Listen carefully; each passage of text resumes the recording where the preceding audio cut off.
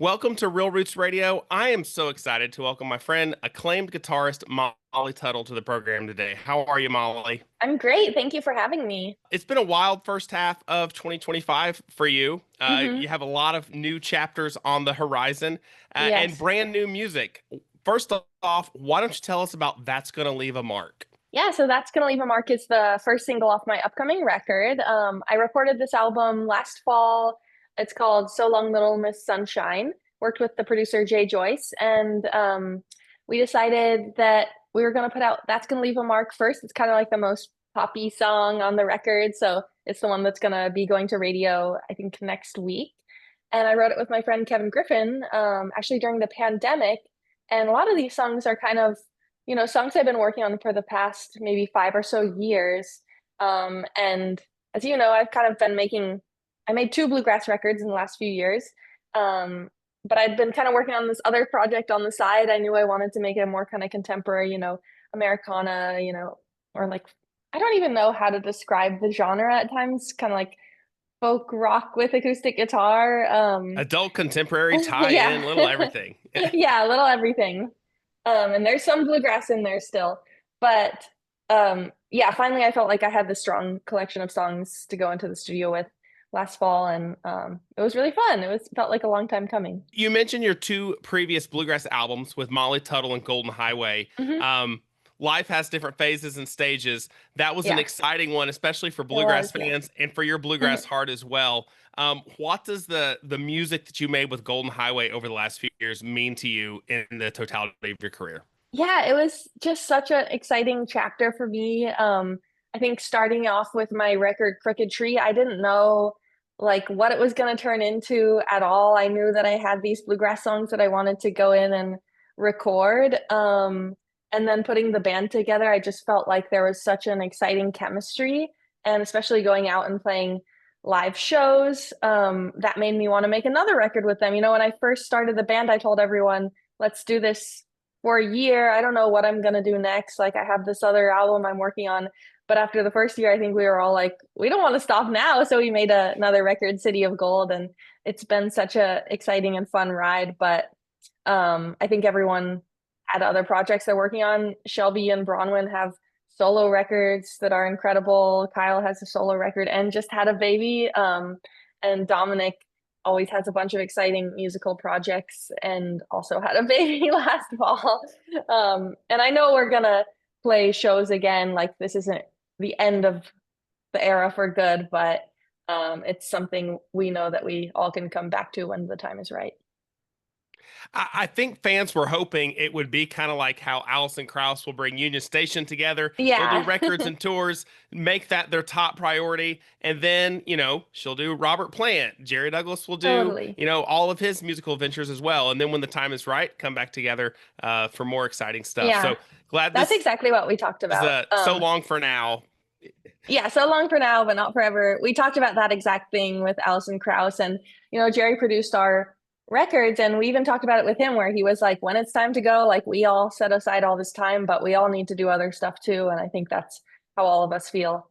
But yeah, I'm sure we'll be doing stuff. We're playing our last show at Rocky Grass for now, and then um, I'm sure we'll all want to make music again together at some point. I don't know when, but With this eclectic album coming out, So Long Little Miss Sunshine, you mentioned that there is some bluegrass elements. So for bluegrass Molly Tuttle fans that might be screaming "the sky is falling," you can never abandon your bluegrass roots. They're always going to weave their way in there, even in different contexts. And it sounds like this album's going to be a good example of that. it is, yeah. Actually, it's the first time ever I played bluegrass banjo on this record.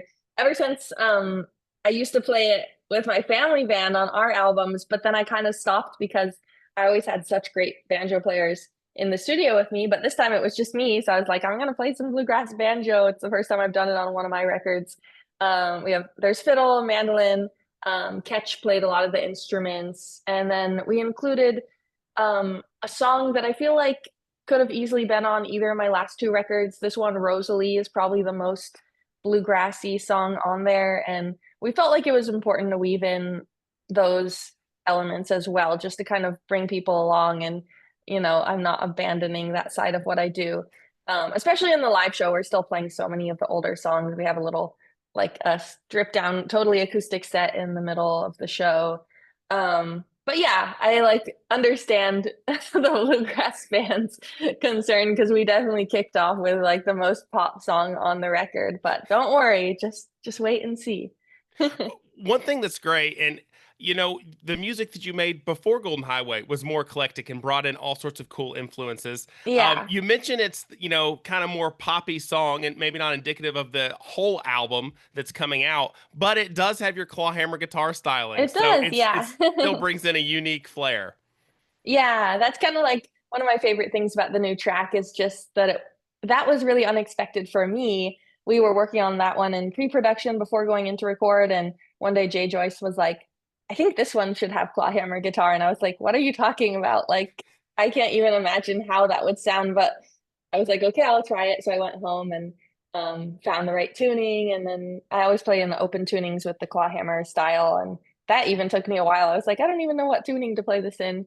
But in the end, it came together and it kind of like made the track for me. I was like, that's cool. I like playing, pop clawhammer crossover. Yeah. You mentioned, being on the road and playing these new songs, as well as favorites that folks have known and love over the last several years of your career.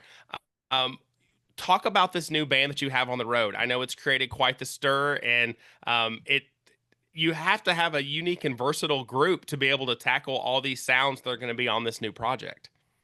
Totally. Yeah, that was something I was um totally like trying to figure out how this would work because I know I still want to, play my older material that works best with a bluegrass lineup. And then at the same time, the new record was calling for keys and drums and some electric guitar. So I was like, how am I going to find these people who can do both? And it just kind of magically came together.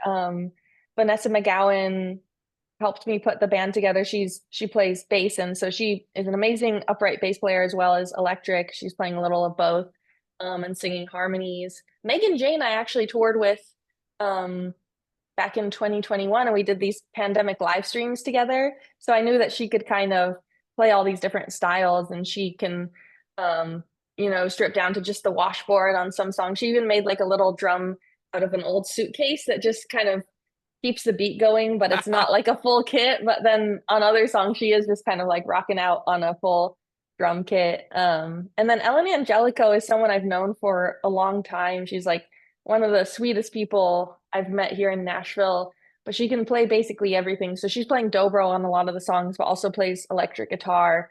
And we've started with that, but I'm hoping to get her playing pedal steel because she's amazing at that too, and also plays banjo. And then Mary Meyer, who some of you might know because she was playing with Sister Sadie for a while.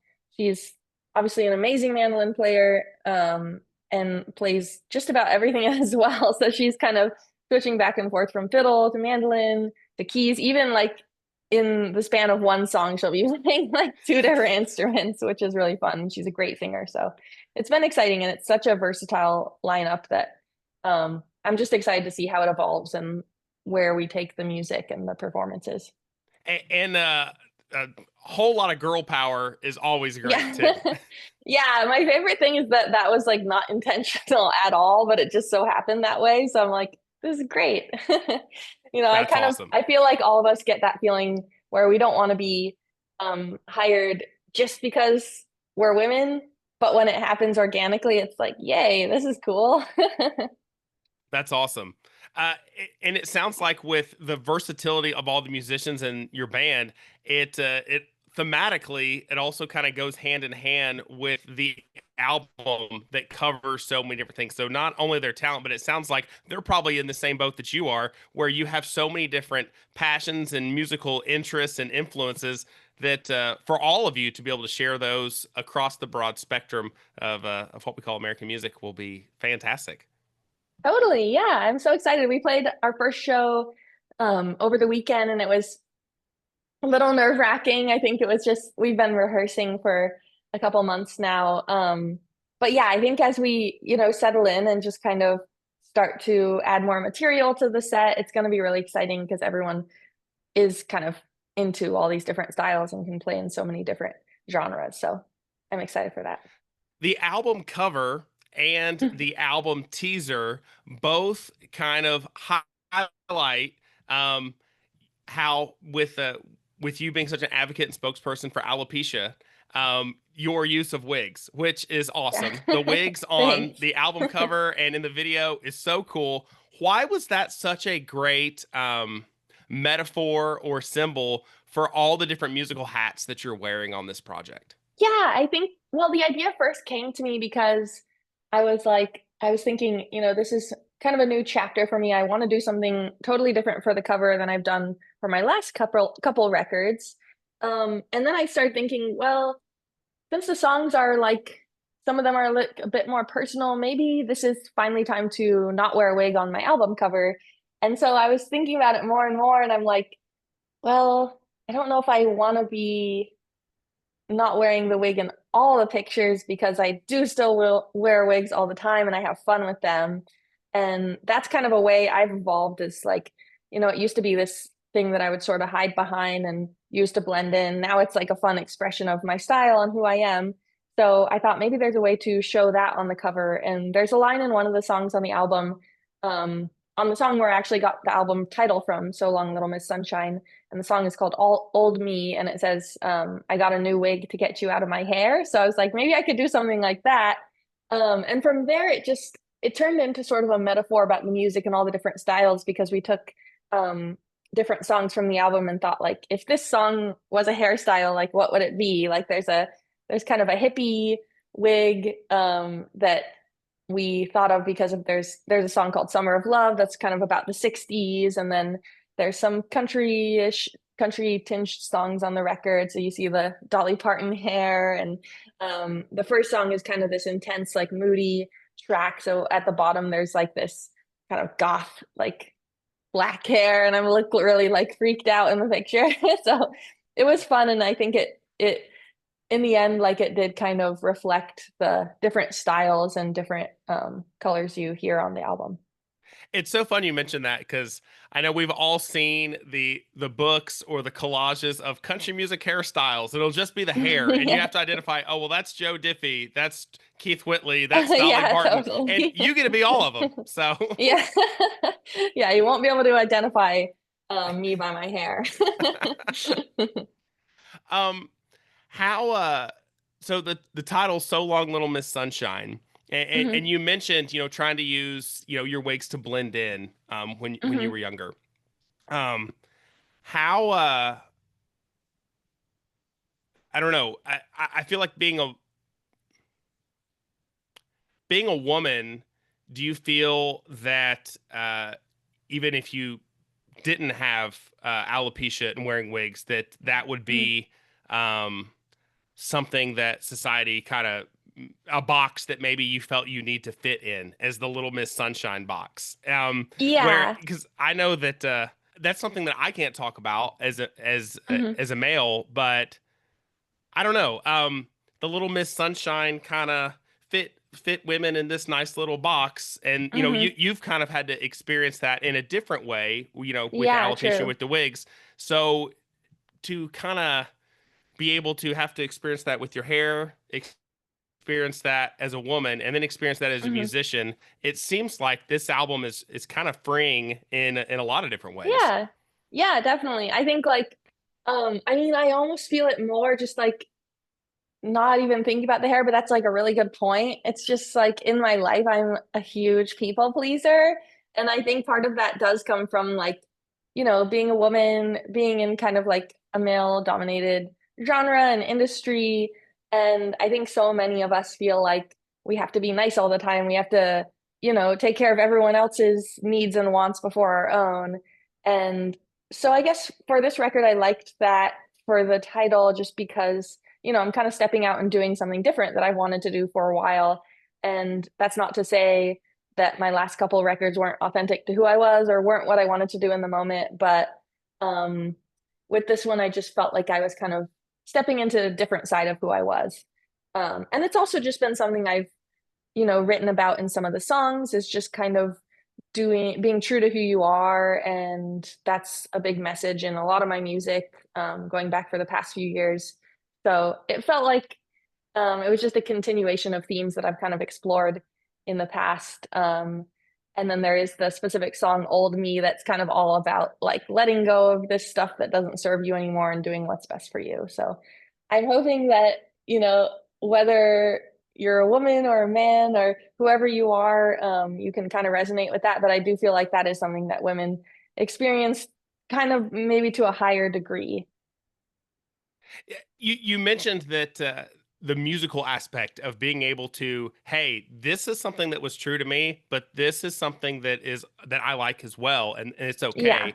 You can walk and chew gum at the same time, as the old expression says, and I know that's something that is really exciting to see you tackle, because that's something that a lot of musicians do face. Like, people be like, "Hey, this sounds just like what you did before," and then you be Right. like, well, I tried something different and you gave me a lot of grief about it, So, uh, Exactly. Yeah.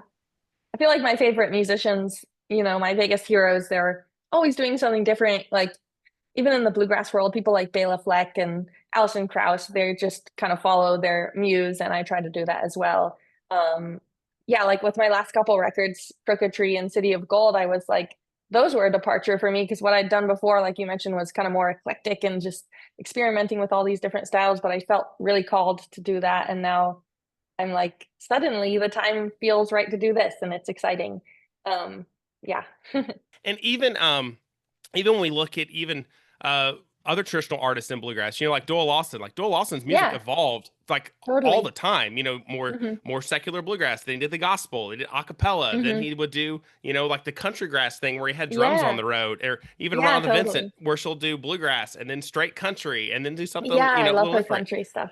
Hmm. It's so fun, and um I feel like it's unfortunate that the way that we're wired sometimes, where we want to put people in boxes musically, that's like, man, when you give people criticism about that, it discourages people from explore that may want to explore those other sides as well, and there's some That's great true, music yeah. folks could be missing out on. So I'm excited that you're being bold and confident, Thank you. and scratching all your musical itches, let's put it that way. Thank So you. Thanks. Yeah, I'm excited for when does everyone to hear the record. when does the record drop? It comes out August 15th. August 15th. So we got a Hmm. couple more months to wait. In the meantime, we Yep. can enjoy That's Gonna Leave a Mark, the latest from Molly Tuttle. Yes. Yeah, and Molly, we'll have a new single coming out very soon, so keep an eye out. awesome. Molly, thanks so much for joining us on Real Roots Radio. Thanks for having me. Hi, thanks for watching. If you liked our video, be sure to give it a big thumbs up and hit subscribe so you'll be notified when we have new videos posting. Be sure to check out some of our other content as well. Thanks for watching.